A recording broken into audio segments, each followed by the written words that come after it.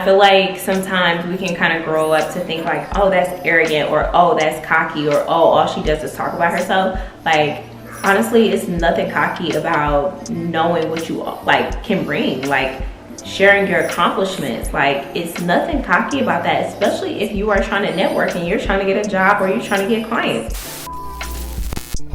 Hey guys, welcome back to my channel. My name is Sierra. For those who are new, don't forget to hit the subscribe button just to stay up to date with my latest uploads. So here on my channel, we are all about creating a life you love. So with that being said, let's hop into today's video. So in today's video, we're going to be talking about how to use your personal brand to stand out in today's job market. So today's job market, I want to say, is very oversaturated. So at this point, we need to make sure you are making yourself the obvious choice. Like, when a recruiter comes across your profile, your resume, they need to know, like, this is the person who we are looking for. Like, you need to make it so freaking easy for them. Like, your resume, your profile, everything needs to literally be like, pick me, I'm it, I'm perfect, I'm yours, we're a match made in heaven. Like, that's how it needs to be. If you guys don't know too much about like a personal brand, I did a whole video dedicated to building your personal brand in my last video, so I will link that video here if you guys have any questions about that. Watching that video prior to this one might be helpful going into this video. So if you guys have not seen that video, go ahead to check that out. So the first thing I just want to hit on for this video is, what is your unique selling proposition? I want you guys to really think about, like, what makes you unique? What makes you stand out to employers?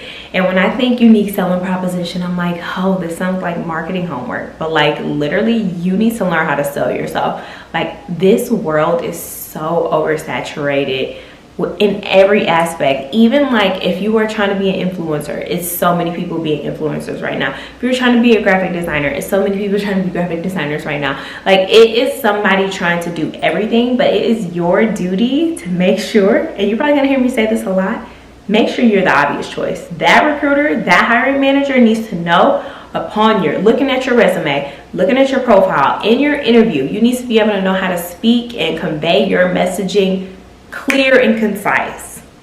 You need to be able to know what is your unique selling proposition, what sets you apart from all of the Sallys and Sues out here. So yes, and then next I want to go into networking.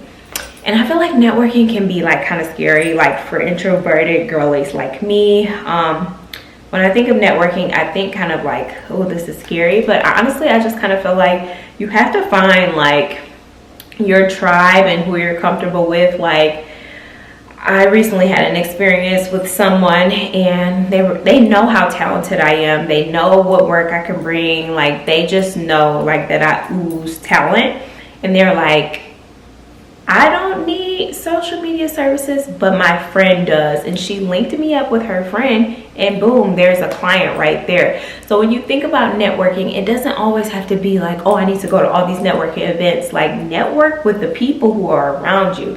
Like, at your job, like, people should know like who you are and what you have and what you can offer them. Like, I do say have like a bit of discretion with it, because sometimes people can be kind of weird in the workspace, and like, it can cause drama and that kind of thing. But like, have discretion and really just be professional about it. I feel like we're all professionals if you work a job, like, and just show up and be authentic to who you are. Like, honestly, your authenticity will shine. Honestly, if you're being you, the best you can be, it's gonna shine through anyway.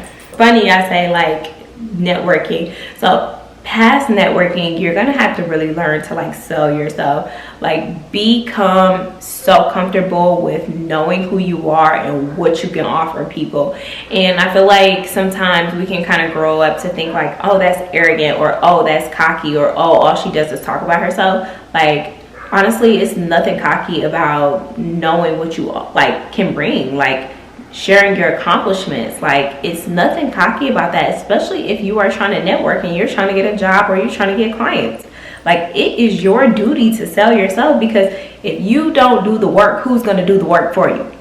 Like, okay, maybe your mom might like share your content, but like, you need to make sure you are sharing your content and selling yourself. And then like, just like, it may seem like cringy and scary, but like, the more you do it, the more confident you become in speaking about yourself. Like, practice until it's perfect. And I know that there's no such thing as perfect, but like just keep doing it. That repetition is going to build that muscle. So you can just walk into rooms and be like, you can hear a problem and you can be like, oh, I can solve that problem for you. Like, or they may say like, okay, well, I don't need you, but I know somebody who needs you. Like, get yourself in the door and make sure you are ready so you don't have to get ready.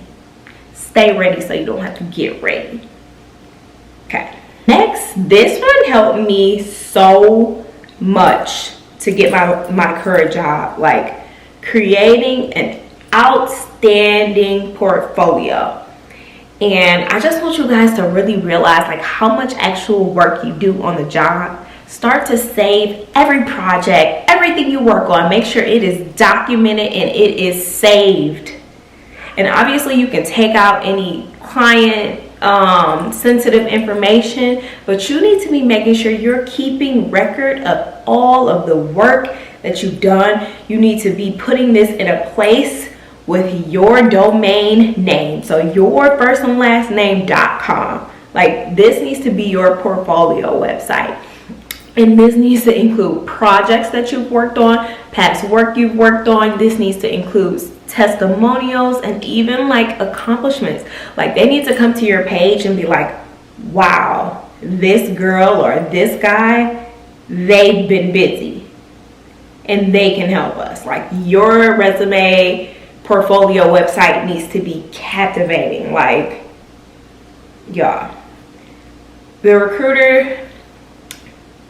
Okay, so I'll just share this funny story about how I even got this job. Like, I was literally stalking recruiters like for this job because I knew when I saw that job description that this job was made specifically for me. And I had to let them know that I'm the person. And people were like, oh, well, that's not my department. I'm like, oh, okay, can you pass my resume along? Like, and then eventually, like, I got a call, like, we're interested in you for this job. And I'm like, okay, well, I'm gonna send you over my resume. I would love to chat and talk more. I sent over my resume. Hey guys, I just want to pause here and let you guys know that I sent over my portfolio, not necessarily my resume. I sent them my direct link to my portfolio, letting them know what projects that I've worked on that can be helpful for them to look at. I also had a mock-up project specifically for them already in my portfolio ready to go.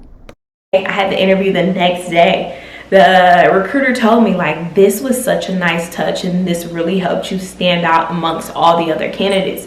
And what they were looking for exactly in the job description, I had already created a project mock-up for them. So that is what I say when I say you have to make yourself the obvious candidate. It has to be a literal no-brainer. Like, this is the perfect person and I need this person on my team. If you guys need help building out a portfolio website, I will be happy to kind of go through my site and show you guys what kind of projects and things that I have on there.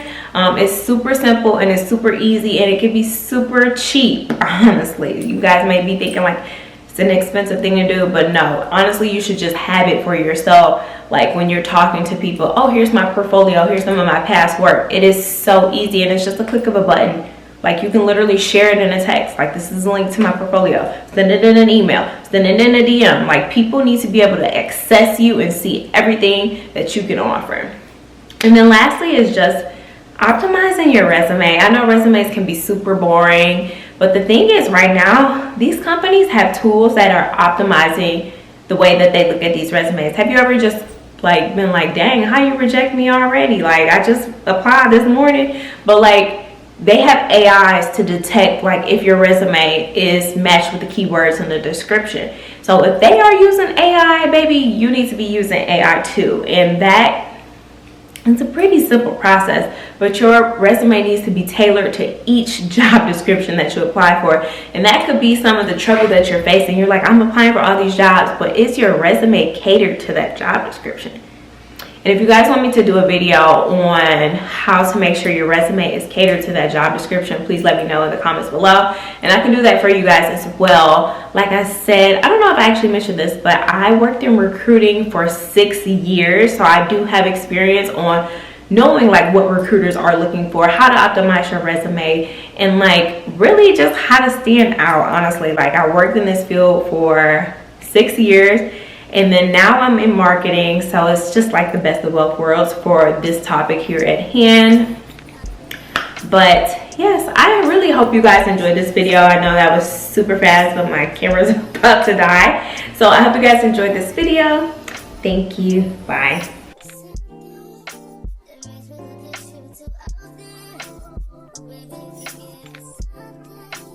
Baby,